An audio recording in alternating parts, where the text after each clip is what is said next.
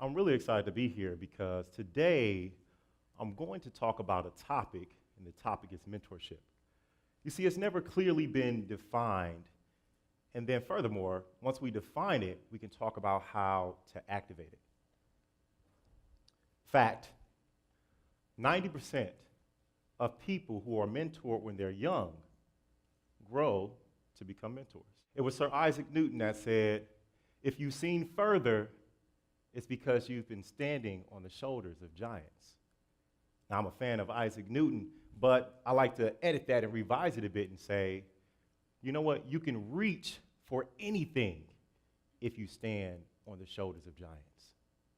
Understanding that this very principle, we can understand that, for one, you want to make sure that you're standing on the shoulders of giants so that you can reach for anything. And two, you want to make sure that you are a giant so that people can stand on your shoulders. Today we're going to go through 3 phases of mentorship. So let's define it first. By definition, mine anyway, mentorship is to be influenced by individuals, ideals, and society. And you see, it starts from the moment that you open your eyes into the world, all the way until you close your eyes to this world. We're being influenced. So with that said, I want to go into this first realm. When we go into the first realm, this realm, it is unconscious mentorship. Now, when I think about unconscious mentorship, it's called unconscious because it's like a preset table, like a preset menu. You didn't choose the plates that's on it. These are the plates that are basically given to you. So we understand that we have good examples, bad examples, and if you're fortunate enough, you have really good bad examples, right? And if we understand what that just means that you may not know exactly what to do, but you know exactly what not to do. And so, of course, I have to make sure that I can give you a story so we can understand clearly, how does this unconscious mentor thing work? I'll tell you a story. Ladies and gentlemen, when I was born with drugs in my system. You see, my mother, she's a professional shoplifter, and my father, he was just absent. And it just weren't around much, and I had drugs in my system, and they just decided to give me to my grandparents. Thank God for grandparents.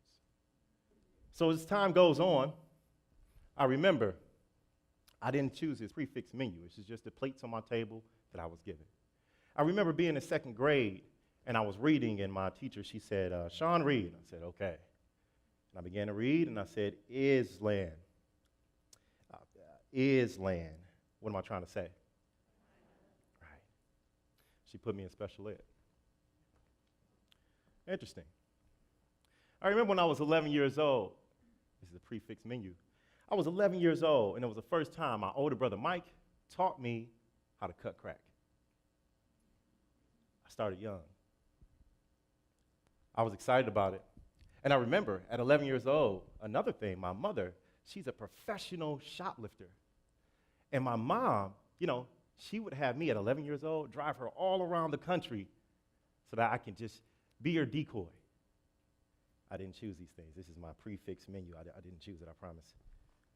So time goes on. I get about 12 years old, and this beautiful person who was my grandmother, who was a rock in my life, she died. I had no more rules anymore. Everything that was to be was up to me. Time goes on.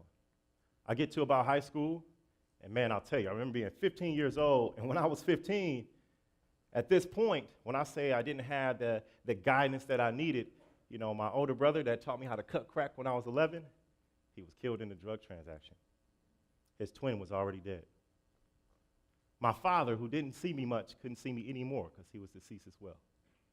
My mother, now you see her, now you don't. She's kind of like a magician in more ways than one. And so it's interesting because my grandmother's not here, so this prefix menu was kind of interesting.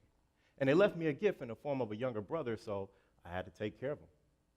And I did the best way I could. I didn't ask for this, I promise. These are just the things that are influencing me.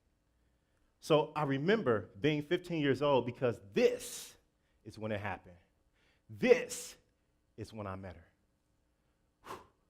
When I say she was the most beautiful woman I'd ever seen in my life, she was my high school counselor. Her name was Miss Champion. Oh boy. She was absolutely amazing. I remember it like it was yesterday, and she believed in me. She understood my significant emotional events in my life. I was vulnerable, and she filled voids, so she was able to reach me. My mind was open, so she was able to teach me. I was so receptive, she was able to mold me. She told me I would go on to be her Michigan man. I didn't know people in college like that, but I went on to get accepted and graduate from the University of Michigan. Go Blue. Go college. So after this experience, it made me just think about the fact that, you know what, I don't want to be unconscious anymore. I'm not in control of these people. I didn't choose Miss Champion. She chose me. Life kind of happened that way, and I held on to some good examples, but I needed a bit more. So I wanted to move into not an unconscious realm of mentorship with a prefix menu. I wanted to move into a realm where I could choose those influences in my life. Phase 2. In this realm, what we have informal mentorship and formal mentorship. Informal mentorship, one of the coolest things ever. You get to choose a la carte what's on your menu. So now what you could do is, number one, your friends, they're now friend-tours. A merger between friend and mentor, because everyone that you're around, they have something that's great about them, so you're going to add it to you. Friend tours, number one. We love this. What else can we grab? Oh, yeah, whatever I'm reading, whatever I'm watching, whatever I'm listening to, the movies. It doesn't matter. YouTube, my favorite websites, all these things. You can see a nice list here. This is all a matter of informal mentorship. But I wanted more, because I need not only these things to kind of guide me and remind me of my ideal self, but I need to also make sure that I have people that hold me accountable. And holding me accountable, you have formal mentorship.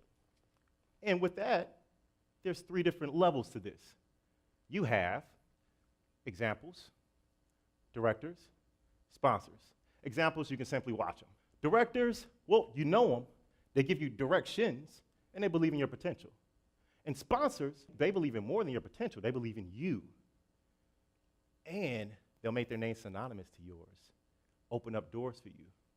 I like sponsors. But now let's move on, because, okay, how do I get that? I like to call it playing catch. This is one example. Playing catch is just like this. You see the dog, you see the man. Understand that the dog is the mentee, the man is the mentor that the mentee wants. So what happens? Okay, well, the dog goes over to the mentor, drops the ball. The ball is a question. Drops the ball, hangs around the mentor's legs, kind of looks up a little sheepishly.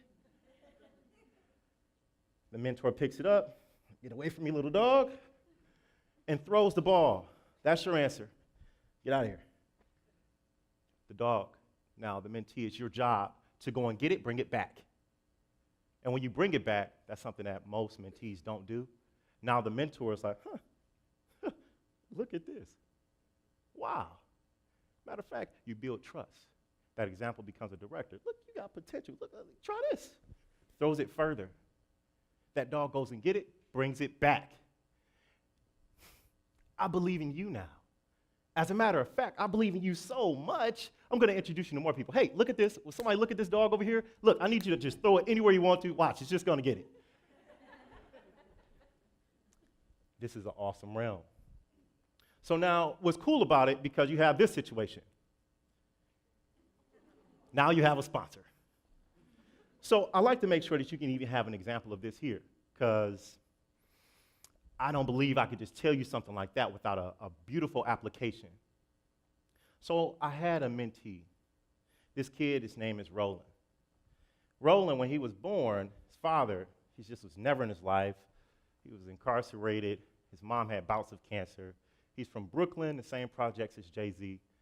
And I remember he was going to high school, and his brother was shot and killed.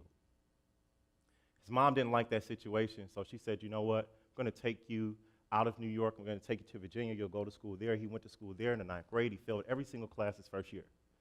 She said, you know what, we're going back to New York. This is not good here. We'll go back to New York. She went to New York, went to the South Bronx, put him in a school. In that school, I happened to be a math teacher there with the mentorship program. So I see Roland. Say, I like you, kid. Get in the program. Okay, sir. Got in the program.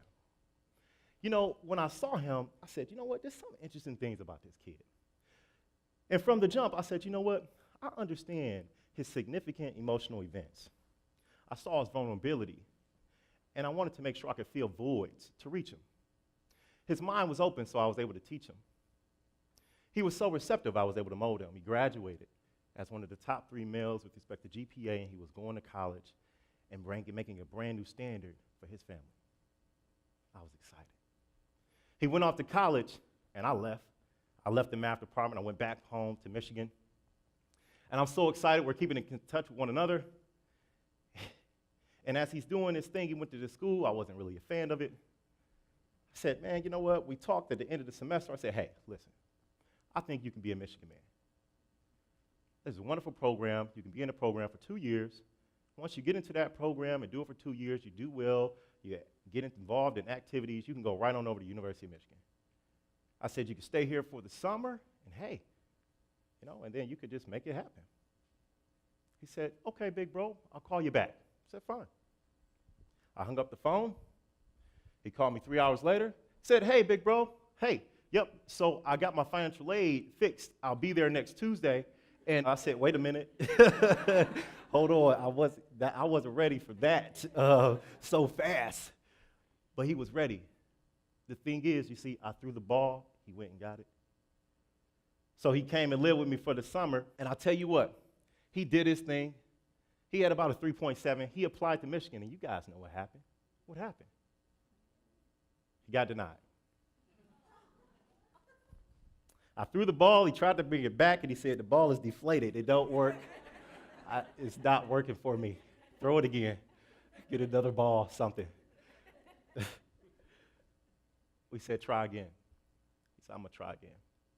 Between his denial and his acceptance with the scholarship, he actually went out and did what he needed to do, and he even came across some 70-year-old man who had stage 4 cancer and decided that he was going to be the man to raise money for him so that his family will have a house to live in, even if when the man passed on. So in 4 days, he raised $102,000 for this man. Applied to the University of Michigan again, like, hey guys, remember me? Got an award from the governor if you missed it on ABC World News. Just making sure. I just want to make sure you saw it. Here's a link. But nevertheless, Roland, we talked after his first semester. He got all A's and a C. It was awesome. And he came to me right after he just came back from Rome this summer, and he said, hey, big bro, you know what? I've been talking to my friend in New York. You know, he said, you see, I understand his significant emotional events. He's vulnerable, and I want to fill some voids. His mind is open, so I want to teach him. He's very receptive, so I want to mold him. I'm going to bring my friend from New York City over here so he can do the same program that I just went into and make sure that he could be in the same place as me. You see, mentorship, you go from the unconscious mentorship to conscious mentorship to creating consciousness. The beautiful thing is, I sat there and I saw Roland and I said, wow, well, you're doing what I'm supposed to do. That's absolutely amazing. So I bring you back to this one.